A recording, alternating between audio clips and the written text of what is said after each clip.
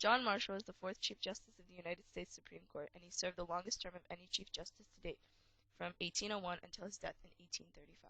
Although he was not one of the first Chief Justices, John Marshall managed to do what the others before him had failed to do. He developed the presence and defined the powers of the Supreme Court of the United States, and brought the judicial branch of government on par with the legislative and executive branches. Late during his term in 1827, Marshall's friend and fellow Associate Justice Joseph Story asked him to write an autobiographical statement. This autobiographical statement to Justice Story is the focus of this video.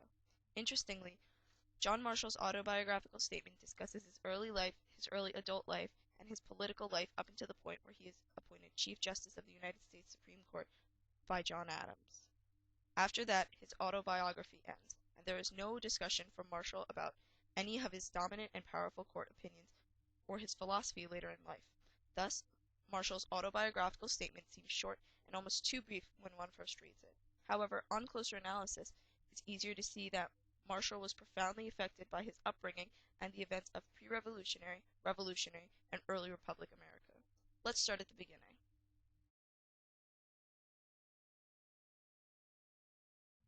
John Marshall was born on September 24, 1755, in Fauquier, Virginia, to Thomas and Mary Keith Marshall.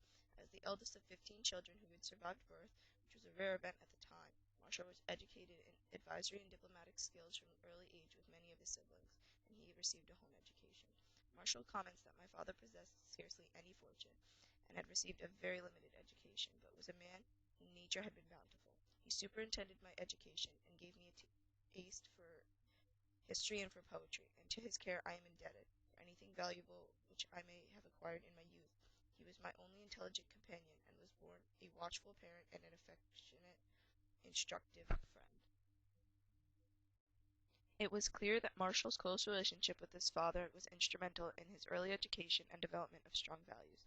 Perhaps his stable life at the Hollow in Virginia and education in the classics helped develop his later attraction for John Locke's philosophies of natural rights. Marshall remained with his family in the house until he was 14, at which he was sent to school 100 miles away, where he boarded and made close friends with a boy his age named James Monroe. The two would remain close friends throughout boyhood and their adult life. Coming of age in the pre-revolutionary and revolutionary America had the most profound and permanent effect on Marshall's political philosophy and fixed loyalty to the United States. He says, I had grown up in a time when a love of union and resistance to the claims of Great Britain were separable inmates of the same bosom, when patriotism and a strong fellow feeling with our suffering fellow citizens of Boston were identical, when the maxim, united we stand, divided we fall, was the maxim of every orthodox American, and I had imbibed these sentiments so thoroughly that they constituted a part of my being. I found myself associated with brave men from different states, who were risking their lives and everything valuable in a common cause believed by all to be the most precious, and where I was confirmed in the habit of considering America as my country, and Congress as my government. It was during this time that John Marshall became dedicated to the preservation of America. He joined the Continental Army and fought under George Washington at the Battle of Brooklyn, the Battle of Long Island, and the Battle of Monmouth. Marshall also suffered the winter of 1777 at Valley Forge with Washington's troops. Marshall's experiences fighting in the Revolutionary War gave him exposure to national issues, national leaders, and left him with a broader set of acquaintances from all over the 13 states. After he had served his term in the Army, Marshall returned home, completed a law degree, and married Mary Willis Ambler in 1782. He always referred to her as "my dear Polly," and enjoyed a long and as happily married life as his parents had. The Marshalls had 6 children. During their married life, the Marshalls lived in this house in Richmond, Virginia. Marshall started his private practice and entered the Virginia state legislature, where he became involved in the debate over constitutional ratification.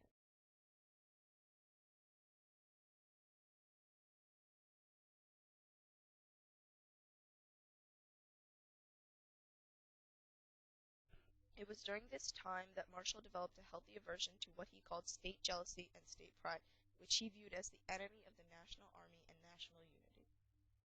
He asserted in his autobiographical statement, my immediate entrance into the state legislature opened to my view the causes, and the general tendency of state politics convinced me that no safe and permanent remedy could be found but in a more efficient and better organized general government.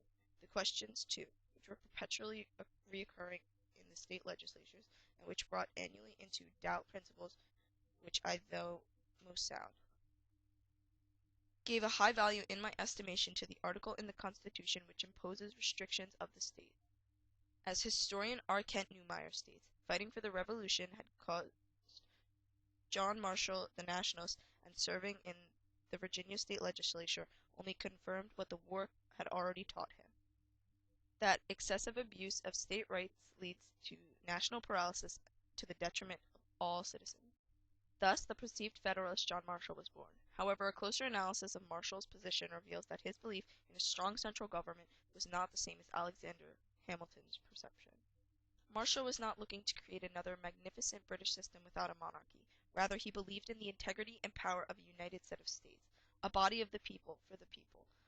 Thus, it is probably more accurate to describe John Marshall as an American nationalist.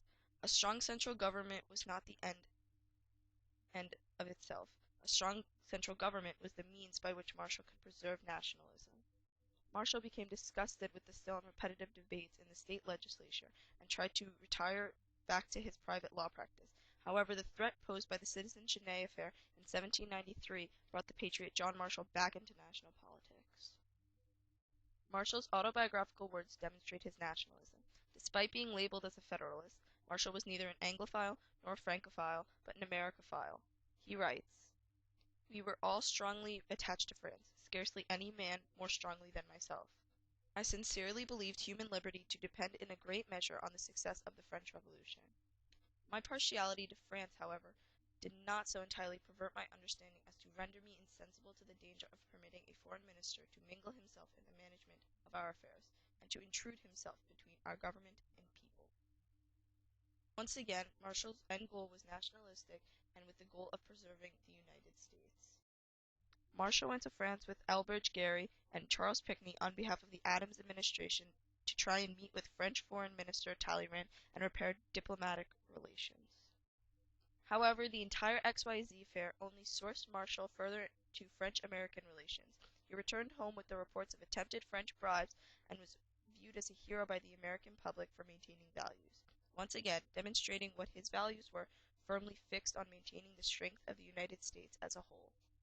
The last incident Marshall mentions in his autobiographical statement is his unexpected recommendation to the Supreme Court. With the resignation of Chief Justice Ellsworth, Marshall was with John Adams at the time. The president was considering a replacement. John Jay had been offered the position, but turned it down. In his autobiographical statement, Marshall recalls Adams reflecting only a minute before turning to him and saying, "I believe I must nominate you," and that was that. Marshall recalls being both pleased and surprised. John Marshall's 1827 autobiographical statement to Justice Story ends with his nomination to the Supreme Court. The reader is left wondering how Marshall would personally have described his development of judicial review, his switch from seriatim opinions, and his eventual opinions on constitutional issues. However, perhaps that is the point. Marshall deliberately ended his autobiography here because all events prior to this being appointed to the Supreme Court were in the development of his nationalist stand. At this point in his career, all decisions and actions that were taken in the defense of the Constitution and the maintenance of conservation of nationalism. Historian Unger asserts that if George Washington was the creator of the Constitution, then John Marshall was the preserver of the Constitution from the inherent tyranny of the other two branches of government. Thus, in the end, John Marshall is more a nationalist than a federalist, more a moderate than an extremist. During his 34 years on the Supreme Court, he gave our 500 opinions, more than 30 of them involving constitutional law. Marshall took a weakened judicial branch and matured its power and gave the Supreme Court its rightful place in government. His legacy still is felt today.